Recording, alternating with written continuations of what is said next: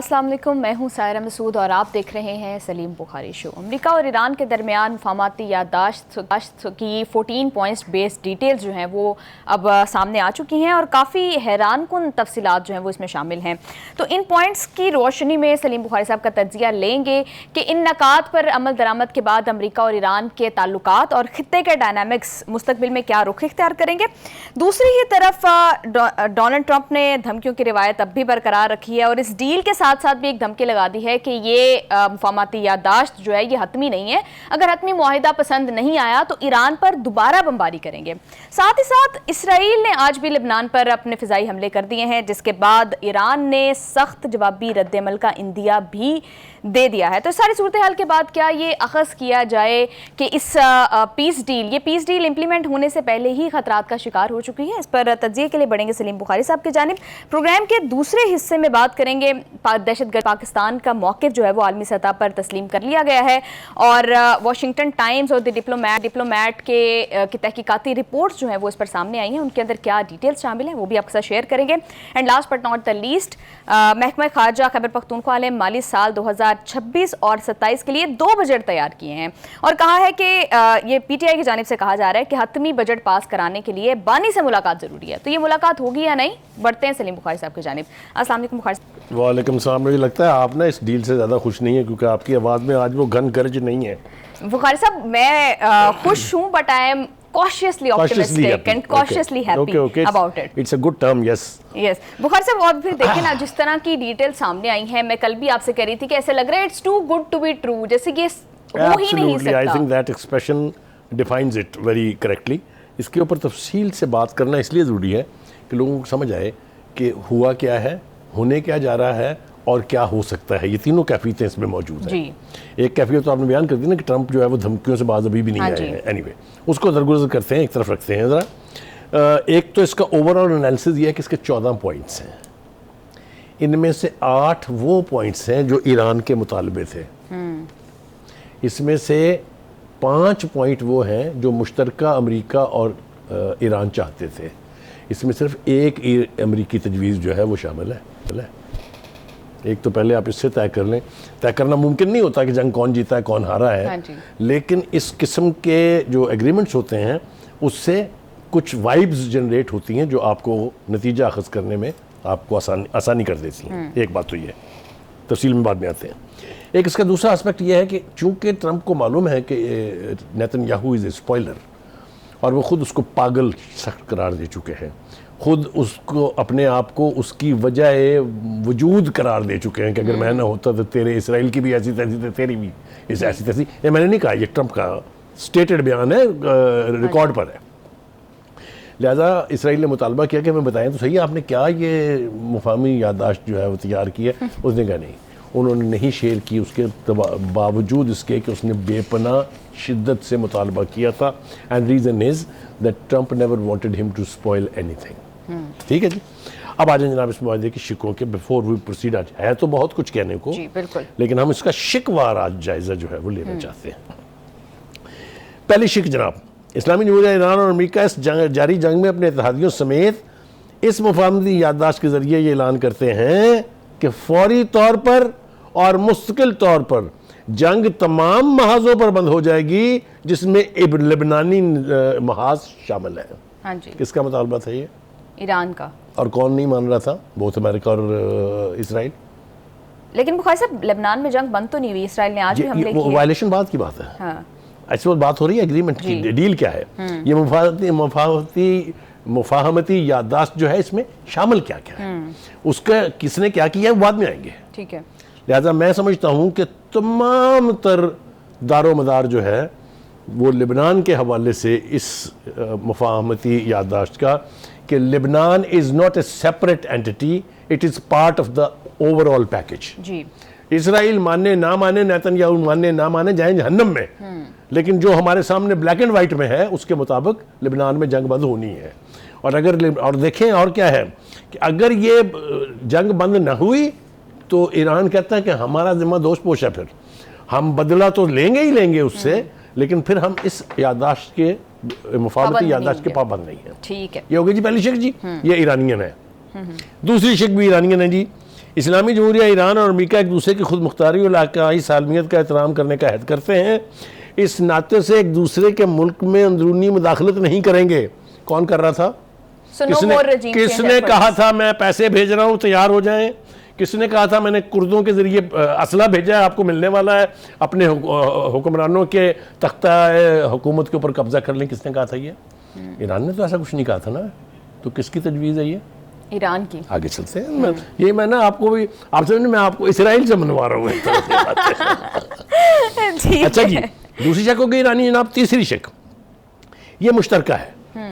कहते हैं कि इस्लामी जमहूरिया ईरान और अमेरिका ये भी अहद करते हैं कि दोनों इस माहदे को हतमी माहदे की शक्ल देने के लिए ज़्यादा से ज़्यादा 60 दिनों में मुज़ाकरात का अमल शुरू करेंगे। ये हम अपने नाज़रीन को बता चुके हैं कि इस एग्रीमेंट के बाद, इस डील के बाद फिर 60 डेज़ के अंदर हर सेंसिटिव इशूज़ के ऊपर बाकायदा मुज़ाकरात का सिलसिला शुरू होगा। ठीक है जी। अगली चौथी शिक जो है वो भी मुश्तरका है। वो ये कहती है कि जी इस पर दस्तखत करने के फ़ौरन बाद अमेरिका नाकाबंदी ख़त्म करेगा और ईरान जो है वो आबनाए हुर्मुज़ को खोल देगा। ईरान ने तो आबनाए हुर्मुज़ पहले भी बंद नहीं की थी, आपने करवाई आके। फिर यानी खलीजी रियासतों के मुतालबे पे, आलमी मुतालबे के ऊपर खोल भी दी ईरान ने, आपने आके नाकाबंदी कर दी। नाकाबंदी ख़त्म करने का कौन कह रहा था? ईरान। आबनाए हुर्मुज़ खोलने का कौन कह रहा था? अमेरिका। लिहाजा ये शिक मुश्तरका है। ठीक है जी, आगे आ जाइए जनाब। पांचवी जो मुफाहमत की यानी शिक है वो ये कहती है कि ईरान यकीनी बनाएगा कि खलीज फारस से लेके और ओमान के समुंदर तक तजारती जहाज़ों की नकलो हरकत जो है उसमें कोई रुकावट ना हो। हाँ जी, ये अमरीकी मुतालबा था। और दूसरा ये कि ये जो बारूदी सुरंगें बिछाई हुई हैं, इसको भी साफ करने का अमल जो है उसको यकीनी बनाया जाएगा कि वो साफ कर दी जाएंगी। ठीक हो गया। सो ये एक तरह से मुश्तरका है। ठीक है जी, आगे आ जाइए जनाब छठी पे।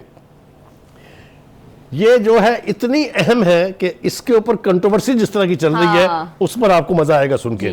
वो ये कहते हैं कि जी अमेरिका ये अहद करता है कि इलाके में अपने इत्तेहादियों के साथ मिलकर, यानी खलीजी रियासतें, इसराइल रियासतों के साथ मिलकर इस्लामी जमहूरिया ईरान की इक़्तिसादी बहाली का एक जामिया पैकेज देगा, मंसूबा तैयार करेगा जिस पर दोनों मुत्तफिक होंगे। एक, इस मंसूबे के लिए $300 अरब की फरहमी को यकीनी बनाया जाएगा। है कोई डाउट इसके अंदर? मतलब ये जानना है कि ईरान मुतालबा कर रहा था। If this chick is right, if this is very much there in the deal, कोई इबाहम है $300 अरब के ऊपर? कल से लगे हुए, वैंस भी कुछ कह रहा है, मसूब भी कुछ कह रहे हैं, तो कहे जाने में तो कोई हर्ज नहीं है ना। अपनी अपनी ग्रेस तो बचानी है ना बाबा, आप समझे ना।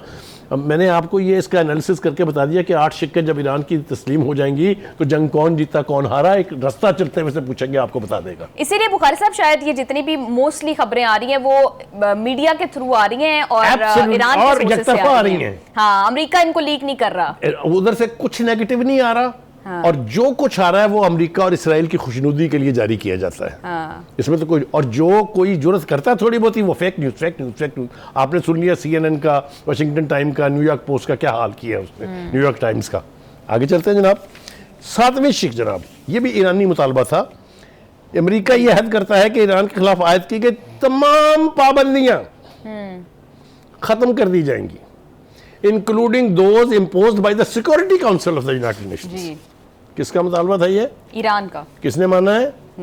अमेरिका ने। आगे चलते हैं। और न सिर्फ ये, वो ये कहते हैं कि अमेरिका की तरफ से एकतरफा तौर पर ईरान के खिलाफ लगाई गई पाबंदियां, जिनमें प्राइमरी और सेकेंडरी दोनों नौयत की पाबंदियां शामिल है, वो भी खत्म कर दी जाएगी।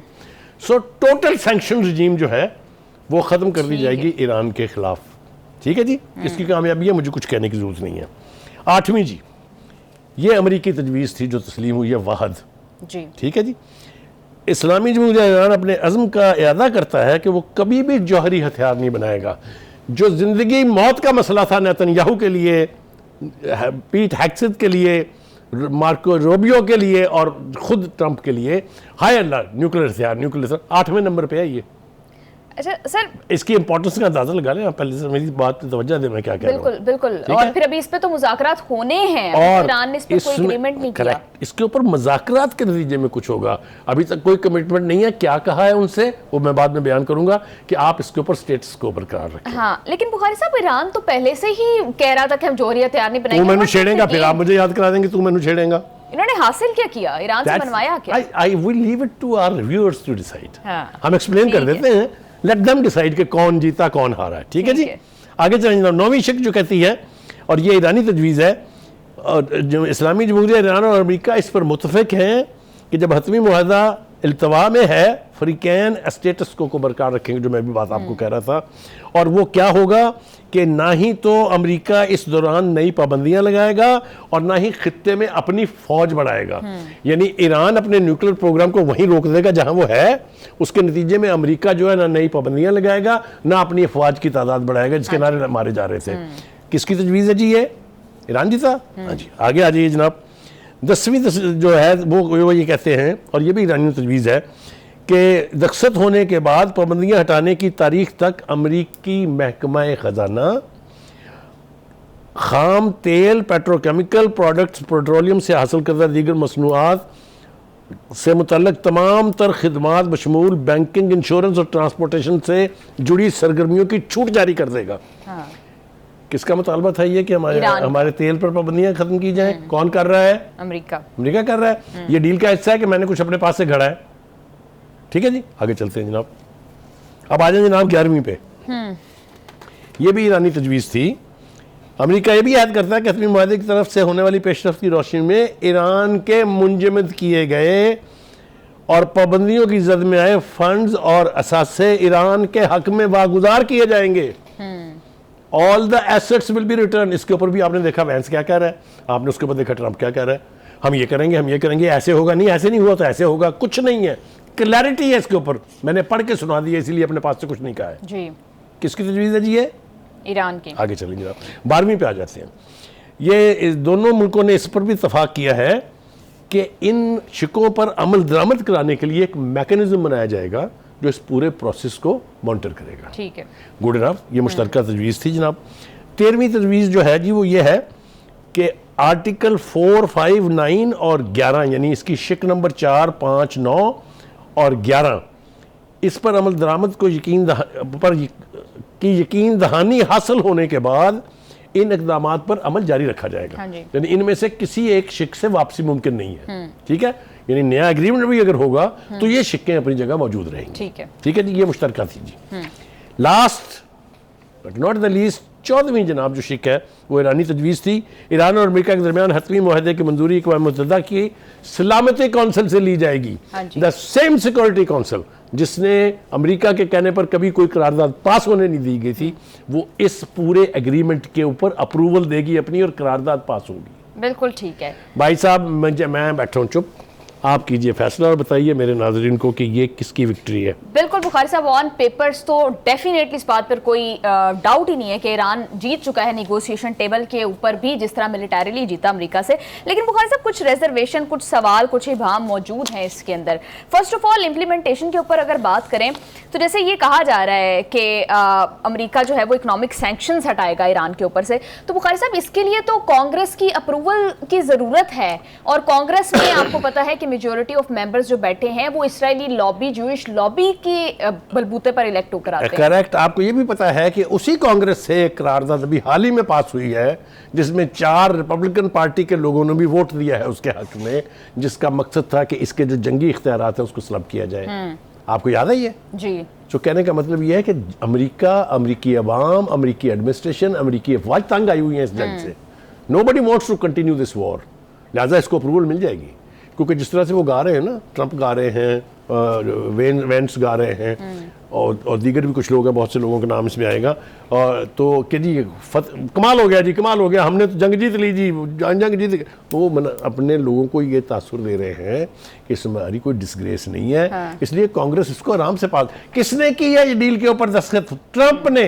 तो ट्रंप की पार्टी क्यों देगी इसके खिलाफ वोट? भाई क्या हो गया आपको? मैंने कहा ना आपके दिल में उनके लिए हमदर्दी है। नहीं बुखारी साहब नहीं, मैं उसके एक्चुअली दूसरे एंगल को भी कवर करना चाह रही हूँ। चौथे पॉइंट में एक बात लिखी गई है कि अमेरिका आतमी मुआहदे के बाद 30 दिन के अंदर अपनी अफवाज को यहाँ से हटा लेगा और इर्द गिर्द के इलाकों से भी वापस ले जाएगा। यानी अमेरिका मशरिक़ वुस्ता से अपने अड्डे खाली करने की बात कर रहा है। नहीं, ये वो डिप्लॉयमेंट है जो इस जंग की वजह से की गई है।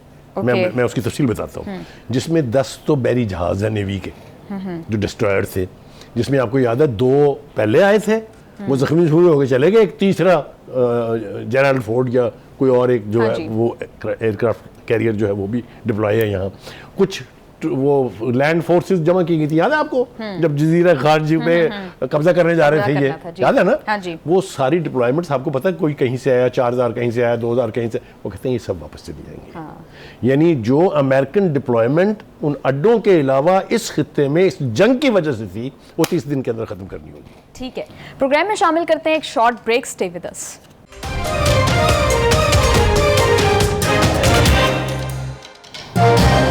Welcome back to the show. Bukhari sahab, Donald Trump कह रहे हैं 1-2 रोज के अंदर ना अपनी आवाम को खुद मीडिया पर आकर पढ़ के सुनाऊंगा। तो मुझे जरा बताएं कि जब डोनाल्ड ट्रंप ये पढ़कर सुना रहे होंगे तो पब्लिक का क्या रिएक्शन होगा अमेरिका? आप चाह रही हैं मैं खुशी से नाचने लगूं यहाँ? देखिए बात ये है, इसको कहते हैं इस्तेहकाम जी, इसको कहते हैं अपने अंदर अपने आप पर यकीन, इसको कहते हैं नेशनल कमिटमेंट। ईरान ने मार तो खाई है, आपका ख्याल है ईरान का कोई नुकसान नहीं हुआ? ईरान का बहुत नुकसान हुआ है in term of life, in term of property. तो काफ़ी अर्सा लगेगा उसको रिकूप करते हुए, बट आप डिटर्मिन हो के खड़े हो गए एक सुपर पावर के सामने और आपने साबित कर दिया जो मैंने कल कहा था कि हम it is not the machine, it's the man behind the machine. उनके मिसाइल्स ने और उनके ड्रोन्स ने F-35 क्या, B-52 बॉम्बर क्या, नेवल फ्लीट एयरक्राफ्ट कैरियर क्या, सबकी बैंड बजा दी ना, बजाई ना बैंड। और मुझे तो उस बात पे हैरत है कि वो 5 तैयारे जो रिफ्यूलिंग करते हैं, जिन्होंने फिर दोबारा रुख नहीं किया, वो 5 की लाशें पड़ी देखी मैंने वहाँ UAE के एयरपोर्ट के ऊपर। याद है आपको वहाँ की तस्वीर रिलीज करने पर वहाँ काफ़ी लोग गिरफ्तार भी किए गए कि तस्वीर क्यों रिलीज की। कहने का मतलब ये है कि वो यहाँ पर कोई खुशी से नहीं जा रहे हैं वापस, उनको जाना पड़ रहा है इसलिए कि अमरीकी अवाम का टैक्स पेड मनी जो है वो एक नाजायज़ औलाद की जंग के ऊपर सर्व की जा रही थी। अमरीकी अवाम को, अमरीकी हुकूमत को, अमरीकी एडमिनिस्ट्रेशन को एक फेस सेविंग चाहिए, वो फेस सेविंग इसमें मिल रही है। देखें ना, जवाब है ना आपके पास कि देखें जी अब तो अग्रीमेंट हो गया, अब हम क्या करें, हमें तो आना पड़ेगा वापस। बिल्कुल ठीक है बुखारी साहब, इस डील को लेकर डोनाल्ड ट्रंप ऑप्टिमिस्ट हैं और वो कह रहे हैं कि ईरान के साथ अब ताल्लुकात जो हैं वो हमारे माजी के मुकाबले में बहुत बेहतर होने जा रहे हैं। बुखारी साहब एक ही सांस में ईरान के साथ ताल्लुकात बेहतर करने की बात भी कर रहे हैं, फिर धमकी भी दे रहे हैं। एक सांस में कई बातें उन्होंने की हैं कंट्राडिक्टरी। एक तो ये जो आपने कहा ये बिल्कुल ठीक है कि धमकी भी दे रहे हैं और साथ साथ कह रहे हैं ये तो कमाल हो गया, बड़ी कमाल की स्ट्रॉन्ग डील है। और दूसरी तरफ वो कह रहे हैं कि अच्छा नहीं, अगर मुझे पसंद ना आई तो मैं तो फिर चला जाऊंगा वापस बम्बिंग शॉपिंग करने के लिए। मगर जो डील के ऊपर वो तालियां बजा रहे हैं और जो वो तो प्रोजेक्ट करेंगे ना, ये वो तो समझते हैं ना कि ये अचीवमेंट है उनकी, वो तो समझते हैं कि हमने मार्का मार लिया है, तो गाएंगे भी वही, अप्रूव भी वही कराएंगे हर जगह से। एक बात। दूसरी बात ये कि उन्होंने कहा मैं तो नहीं कर रहा इन्वेस्टमेंट ना अमेरिकन गवर्नमेंट कर रही है, अभी आप करना चाहते हो आप चले जाए। जवाब दिया ना उसने जर्नलिस्ट को कि भाई आपने करनी तो करें। तो ये तो कभी था ही नहीं। यहाँ इसमें क्या कह रहे हैं वो, ये थोड़ी कह रहे हैं कि अमेरिकी वजीर खजाना जो है वो $300 देगा, वो ये कह रहे हैं कि इसका इंतजाम एक मैकेनिज्म बनाया जाएगा कि लोग वहाँ इन्वेस्टमेंट करें। Not American government, not Trump, nobody, but people, जहाँ जो कॉरपोरेशंस हैं, जो बड़ी बड़ी कंपनियां हैं, वो वहाँ इन्वेस्टमेंट की टर्म में सरमाया लेके आएंगे जिसका अमाउंट $300 अरब के बराबर होगा, जो ईरान का जो जंग में नुकसान हुआ है उसकी एक तरह से कॉम्पनसेशन होगा। तो जैसा मैंने कहा, आप ये नहीं कह सकते कि ट्रंप को चाहिए था वहाँ बैठ के मुझे बड़ी जूतियाँ पड़ी हैं, मेरी बड़ी जिल्लत हुई है, मेरी फौज बहुत जलील हुई है, इसलिए हम तो बड़े मजबूर। ऐसा नहीं होता। वो ये कहते रहेंगे मुसलसल कि हमने अपने ऑब्जेक्टिव अचीव कर लिए हैं। जिसको वो कह रहे थे जिंदगी मौत का मसला है, वो 8वें नंबर के ऊपर तो दर्ज है और उसमें यह है कि स्टेटस को बरकरार रखे, हमें कोई तकलीफ नहीं है इससे। तो कहने का मतलब यह है कि ये उनको इतना तो पीटने दें यार, खुदा के लिए उनके साथ इतना ज्यादती तो ना करें आप। बिल्कुल ठीक है बुखारी साहब। अब एक और मामला, लेबनान के ऊपर ईरान की पोजीशन बहुत स्ट्रॉन्ग रही है, ईरान बिल्कुल 1% भी उसके ऊपर, इवन डील में भी उसको शामिल करवाया गया।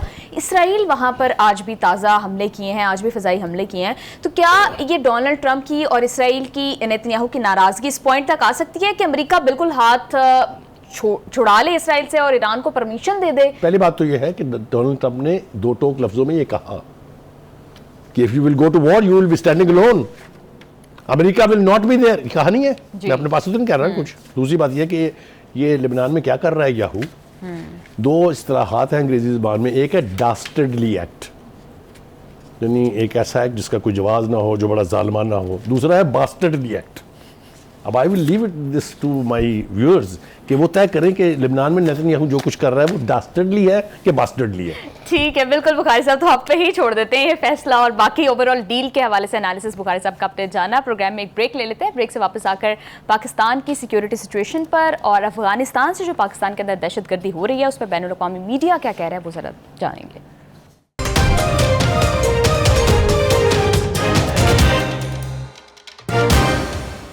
Welcome back to the show. Bukhari साहब, on behalf of everyone from the Pakistan, ठीक है, मैं आपसे माजरत करती हूँ, आप हमें अवेयर करते रहे डोनाल्ड ट्रंप पर एतबार ना करो, ही इज़ नॉट रिलायबल, हमने नहीं मानी। जी बुखारी साहब, आप पे छोड़ती हूँ, क्या तबसरा करेंगे अब आप इस पर? वक्त थोड़ा है, मैं बयान तो बहुत तफसील से करना चाहता हूँ। वो एक जानवर है, बहुत नेगेटिवली उसका जिक्र किया जाता है, उसका नाम है गिरगिट। वो ना माहौल और हालात को देख के रंग बदलता है। I wish my producer can show a video of that. Trump is गिरगिट। ये वो जानवर है जो वक्त, मकाम और ज़रूरत के मुताबिक अपने रंग बदलता रहता है। ये जो बयान उन्होंने दिया है, ज़रा मैं उनको ले जाता हूँ मई में वापस, जब जंग हो रही थी पाकिस्तान और इंडिया की। उस वक्त जो कुछ उनके इरशादात इसी मोदी के बारे में और इसी मोदी के इंडिया के बारे में थे, वो अगर कोई उनको सुनवाए तो उनको शर्म तो आएगी।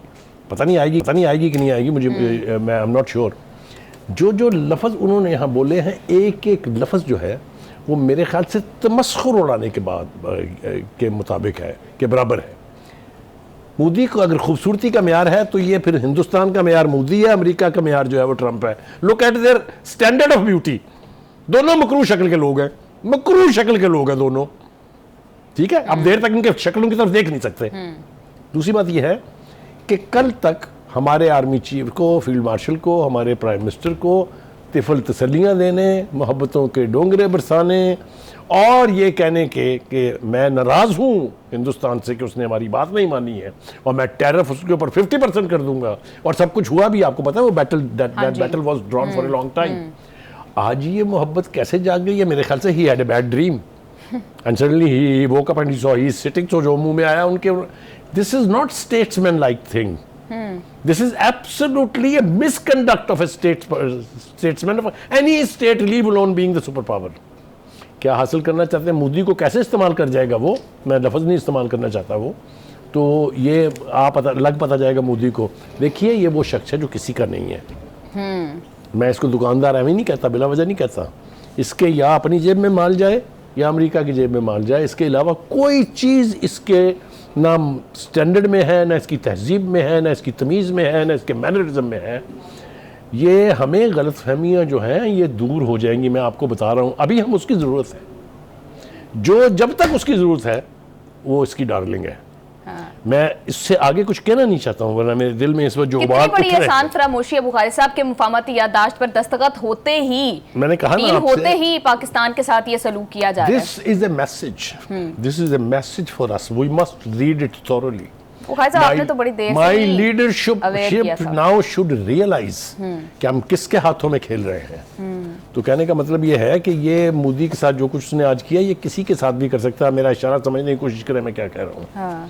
तो किसी के साथ भी ये ड्रामा करना चाह सकता है कि कल तक जिसको वो कंडेम कर रहा था, आज वो कहता है इज माय हीरो। और उसने जो एक बीच में जुमला बोला है, उसके ऊपर तो पाकिस्तान के फॉरेन ऑफिस को रिएक्ट करना चाहिए कि if India will be attacked we will be there to defend. बिल्कुल बुखारी साहब, मेरे ख्याल स्क्रीन पे वो जानवर चल ही रहा है जिसके ये है वो गिरगिट जो अपनी औकात, अपना रंग, अपनी शक्ल बदलता रहता है मौके और वक्त की मुनासिबत के साथ। This is Trump. इसका नाम मेरे ख्याल से अंग्रेजी में कमेलियन के जो भी है उसको चेंज करके ट्रंप रख देना चाहिए। तो कहने का मतलब ये है, नहीं मैं ईमानदार, मैं I am speaking as a Pakistani. मेरी लीडरशिप के साथ, मेरे मुल्क के साथ, मेरी नेशन के साथ खिलवाड़ होगा अगर ये करेगा तो मैं इससे बदतर ज़बान इस्तेमाल करूंगा इसके बारे में। बिल्कुल ठीक है। बुखारी साहब, वो कह रहे हैं कि अगर इस बंदे पर, जब तक मोदी लीडर है, अगर किसी ने भी इन पर अटैक किया तो विदाउट एनी पैक्ट हम वहां पर मौजूद होंगे उनकी मदद के लिए। किसको थ्रेट कर? दो को, एक पाकिस्तान, दूसरा चाइना। सिंपल, ये this must be understood. China should react to this statement. Pakistan should react to this statement. On what basis is he saying that? अगर मतलब मैं कल को अगर एग्रेशन करता है हिंदुस्तान, तब भी ये उनके साथ होंगे, क्योंकि हमने सबक तो पढ़ाना है उसको. सबक तो हमने इस दफा भी पढ़ाया है. एक दहशतगर्द मुल्क का, दहशतगर्द पार्टी का लीडर, दहशतगर्द आर्म्ड विंग आरएसएस का लीडर जो है, उसको बैठ के वो कहता है कि ही इज ए लीडर. वो कहते हैं कि he is a very good looking man. उनको एंजल कह रहे हैं. खूबसूरती का म्यार मैंने बता दिया है कि ट्रंप और ये दो ऐसे चेहरे हैं जिनको आप 1 मिनट से ज्यादा बर्दाश्त नहीं कर सकते. हाँ, फिर कह ये खूबसूरती का म्यार है. He is as tough as a killer. इसका टफ मैंने देखा है. जूतियां खाने के बाद जो इसकी हालत हुई है, ये जो आइसोलेट हुआ था सफारती तौर के ऊपर, इसके बाद जो इसकी हालत थी, ये कांग्रेस वालों ने जो इसका हुलिया बनाया पार्लियामेंट के अंदर, जो इसकी अपनी पार्टी ने, जो इसके अपने मीडिया ने इसका तमस्खुर उड़ाया है. ये ट्रंप पता नहीं इसके पास इंफॉर्मेशन का कौन सा जरिया है जिसमें इसको खूबसूरती छलकती दिखाई दे रही है. नहीं बुखारी साहब, किलर किस तरह मेरे ख्याल है वो ठीक इस्तेमाल कर रहे हैं. Modi is definitely a killer of Muslims, of children, of Kashmiris. किस तरह से उन्होंने वहां पर मैं ना जब कुछ बातें करता हूं, कुछ तो हमारे जो डायरेक्टर प्रोग्राम्स हैं उनके जुल्म सितम का शिकार हो जाता है. देखिए, जब मैं इनको कहता हूं कि they 3 people, Modi, Trump and this Netanyahu, are hand in hand to kill the Muslims across the world. ये मुश्तरका दुश्मन हैं 3. ये इत्तेहाद सलासा, जो शैतानों का इत्तेहाद जो है, ये बोल रहा है, ये अपनी जुबान बोल रहा है. I will be disappointed if my government is not going to react to it. बिल्कुल ठीक है. बुखारी साहब, इस मुलाकात के बाद रीजनल डायनामिक्स किस तरह से तब्दील होते देख रहे हैं with respect to Pakistan and China and India? देखिए, पाकिस्तान और चाइना को तो रिएक्ट करना चाहिए, क्योंकि ये डेवलपमेंट सिंपल नहीं है. लेकिन जो दूसरी बात है, जो आलमी दुनिया के लिए परेशानी का बायस है, वो ये कि आप इंडिया की सपोर्ट कर रहे हैं. कल तक आप कह रहे थे टेररिज्म का सहूलतकार है अफगानिस्तान के साथ मिलकर. किसकी रिपोर्टें थी वो? यूनाइटेड नेशन की इंटेलिजेंस रिपोर्ट्स एजेंसी ने रिपोर्ट किया, न्यूयॉर्क टाइम, वाशिंगटन पोस्ट ने रिपोर्ट किया, CIA की अपनी एक रिपोर्ट में यह था कि there are reasons to believe कि जो अफगानिस्तान में टेररिज्म हो रही है वो दुनिया के लिए ख़तरा है. अब अगर मोहब्बत जुड़ गई है, अफगानिस्तान और इंडिया एक हो गए हैं, और ट्रंप साहब बैठ के कह रहे हैं इससे खूबसूरत, इससे ताकतवर बंदा कोई नहीं है, तो मैं क्या समझूं? मैं कोसूंगा ना, मैं बदुआएं दूंगा ना, मैं गालियां दूंगा. I have a justification to abuse. तो कहने का मतलब ये, this is no way of playing with the sentiments of a nation which is Pakistan. तो having said this, ये जो गठजोड़ इस वक्त मुझे दिखाई दे रहा है, और मेरे सामने वीडियो है, मैं हवा में बातें नहीं कर रहा हूँ, ये इस खित्ते में होने वाली दहशतगर्दी को पनपने का जवाब बनेगा. बिल्कुल ठीक है. बुखारी साहब, अभी कुछ दिन पहले यही डोनाल्ड ट्रंप शी जिनपिंग के साथ प्राइवेट गार्डन्स में घूम रहे थे. फिर पाकिस्तान के फील्ड मार्शल की हर दूसरे दिन, हर रोज ही ऑलमोस्ट तारीफ कर रहे होते हैं. वज़ीर आज़म शहबाज शरीफ की तारीफ कर रहे होते हैं. आज मोदी के साथ बैठे तो उनकी तारीफ कर दी. आपको वैसे लगता है कि ये उनकी कोई पॉलिसी शिफ्ट है, या सिर्फ ऐसे ही जिसके साथ बैठे उसके साथ ही मीठे मीठे होकर बात कर ली? देखिए, ये ना शिश्त में होता है. हाँ. कुछ ऐसे अफराद होते हैं जिनकी शिश्त में डांस करना होता है, वो जहां जाएंगे डांस करेंगे. हर किसी कुछ की श्रेष्ठ में हरामीपन होता है, कुछ की श्रेष्ठ में शरारत होती है. ये इनकी श्रेष्ठ में है कि जहां मुसलमानों का सवाल आएगा वहां हाथ जोड़ ले, इकट्ठे हो जाए. This move of president Trump must be taken exception to. जी, मैं आपको बिल्कुल सीरियसली कह रहा हूं. इसके बाद जो मोदी अतराएगा, इसके बाद मोदी जिस तरह से उठ के आएगा, भुगतना तो हमने है ना. तो कहने का मतलब ये है, I am utterly disappointed from President Trump of the United States of America. By saying what he has said to the Modi, he has hurt the Pakistani nation.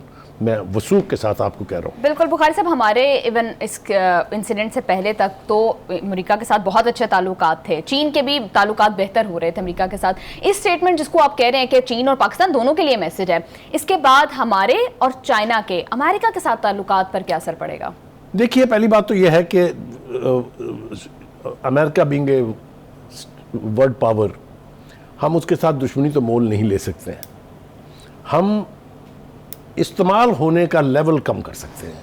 बिल्कुल ठीक. We should not act as instrument to further the interest of the American government और Trump.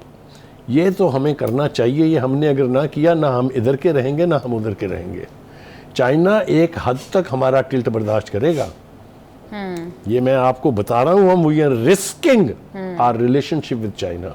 बिल्कुल बुखारी साहब, अभी हम कुछ देर पहले जब बात करते थे, जब मोदी के ताल्लुकात अच्छे, ट्रंप के ताल्लुकात एक्चुअली मोदी के साथ अच्छे नहीं थे, तो शायद एक कोशिश की गई पाकिस्तान को कंटेनमेंट ऑफ चाइना के लिए इस्तेमाल करने की, लेकिन ऑब्वियसली वो तो हमने पहले दिन, मुझे एक बात की जो खुशी है वो ये है कि पाकिस्तान की हुकूमत चाहे कल की थी, परसों की थी या आज की है, हाँ। उन्होंने चाइना के हवाले से आज तक कभी भी कोई ऐसी हरकत नहीं की है जो हमारी उनके साथ रिलेशनशिप को अंडरमाइन कर सके। बिल्कुल ठीक है। तो बुखारी साहब, क्या इसी बात का इदराक करते हुए डोनाल्ड ट्रंप मोदी के साथ एक दफा फिर प्यार की पींगे बढ़ा रहे हैं, क्योंकि उन्हें लगता है कि कंटेनमेंट ऑफ चाइना इंडिया के अलावा कोई नहीं कर सकता? इंडिया ने रिस्पॉन्सिबिलिटी बाकायदा ली हुई है, उसके इतनी रियायतें जो उसको मिली हुई हैं, उसकी बुनियादी वजह सिर्फ ये है कि अमेरिका ये समझता है कि इस खित्ते में चाइना के खिलाफ फील्ड करने के लिए इंडिया के सिवा और कोई ऑप्शन नहीं है।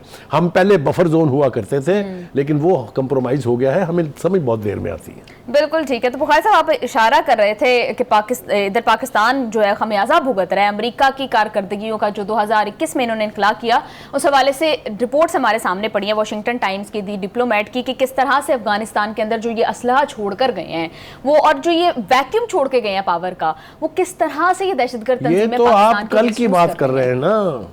अमेरिका की खिदमत करते हुए तो हमें 4-5 दहाइयाँ हो गई हैं। 1979 में जब इन्वेजन हुआ था अफगानिस्तान का, और जिस तरह फिर हमने वो जंग लड़ी है अमेरिका की खातिर, वो जो वॉर अगेंस्ट इंटरनेशनल टेररिज्म वो भी लड़ी हमने सोवियत यूनियन के खिलाफ ना सिर्फ जंग लड़ी बल्कि जीती भी। कोई अमेरिकन फोर्सेस तो नहीं आई थी ना यहाँ पर, कोई फुट सोल्जर तो नहीं आए थे ना, वो तो जंग सारी हमने जड़ी है, उसकी कीमत पिछली 4 दहाइयों से चुका रहे हैं। बिल्कुल ठीक है। तो कहने का मतलब यह है कि America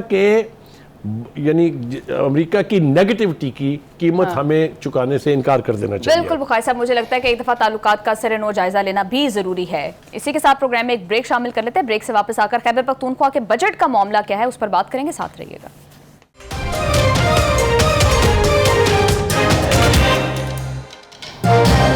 welcome back to the show. Bukhari sahab, Khyber Pakhtunkhwa के महकमा खजाना ने 2 बजट तैयार कर लिए हैं। वो कह रहे हैं कि अगर बानी से मुलाकात करवाएंगे तो ही पूरे साल का बजट पास करेंगे, वरना 3 महीनों का बजट पास होगा। बुखारी साहब, क्या लगता है कि मुलाकात करवाई जाएगी? देखिए, बदकिस्मती की बात यह है कि जब से भी ये PTI का इक़्तिदार मरकज़ से गया है, सूबे की परफॉर्मेंस पहले भी कोई आइडियल नहीं थी या कोई एनविएबल नहीं थी, लेकिन उसके बाद से तो उसका सिर्फ बेड़ा गर्क करने में खुद उसके चीफ मिनिस्टर्स का हाथ रहा है, चाहे वो अली अमीन गंडापुर थे, चाहे वो अब इस वक्त ये आफरीदी साहब हैं, सुहेल आफरीदी हैं, क्योंकि उनको सिवाय एहतजाज करने के और कोई काम आता भी नहीं है, ना उनके बस की कोई बात है। खैर, उसको तो छोड़ दीजिए, लेकिन जब आप रियासत के साथ मत्था लगा के ये कहेंगे कि मैं सूबे का बजट फिर पेश कर सा, पहले मेरी बानी नाल मुलाकात कराओ, तो ये नहीं हो सी, ये मुलाकात ना हो सी, क्योंकि वो दौर बीत गया ना जब आप डिक्टेट करा सकते थे। अब आप डिक्टेट कराने की पोजीशन में नहीं है। आप कल भी ला रहे थे ना, 10,000 बंदा अडयाला जेल आया, पूरी मुश्तरका इस पोजीशन मिलकर नहीं ला सकी, तो नहीं लाने देंगे ना वो। अगर आपने जेल के गेट के ऊपर मेला लगाना है तो हुकूमत नहीं लगाने देगी आपको। आपने बजट पास नहीं करना, ना करें, जूतियाँ आप खाएंगे खुद। 3 महीने का बजट आप पास करेंगे तो ग्रांट श्रांट तो मिलनी है ना विभाग से, वो रोक देंगे ना, तो फिर कैसे चलाएंगे बजट आप? तो कहने का मतलब ये है कि ये सारा डिफोकस्ड किस्म की जो जमात होती है ना, ये उसकी कार्रवाई है। बिल्कुल। बुखारी साहब, फैसल वावडा साहब ने कहा है कि आप बजट पास करें, मुलाकात करवा देंगे, तो क्या ट्रस्ट किया जा सकता है इस बात के ऊपर? पहली बात तो ये कि इसके अंदर छुपा हुआ कितना तंज है कि जो स्टांस आप लेके खड़े हुए हैं इसको पहले उल्टे, फिर उसके बाद जो है मुलाकात आपकी हो जाएगी। तो कहने का मतलब ये, आप ढंग के तरीके इस्तेमाल करें ना। आप जाए हुकूमत के पास, कहें कि हम कोई मुजाहरा नहीं करेंगे बाहर निकल के, मुलाकातें पहले भी होती रही, अब भी होती रहेंगी। तो बुखारी साहब, बैरिस्टर गौहर साहब ने कहा तो है शहबाज शरीफ साहब से कि आपकी उंगली जो है वो न्यूक्लियर बॉम्ब के ऊपर है, तो आप मुलाकात नहीं करवाने की ताकत रखते हैं। अब देखें ना, फोकस क्या है, मुलाकात करा दें, बाकी हेल विद एवरीथिंग। ठीक है, जो कुछ भी हो रहा है उसको जहन्नम में फेंके, साड़ी मुलाकात। मैं मुलाकातों के खिलाफ नहीं हूं, मैंने कल भी कहा था। बिल्कुल ठीक है, लेकिन मैनरिज्म होना चाहिए, स्टेट्समैनशिप होनी चाहिए, मुजाहमत के साथ एक्चुअली मुलाकात नहीं होगी। बिल्कुल ठीक कह रहे हैं बुखारी साहब आप। Thank you so much sir for your analysis. Program का टाइम हो गया खत्म। See you all tomorrow, take care, Allah हाफिज़।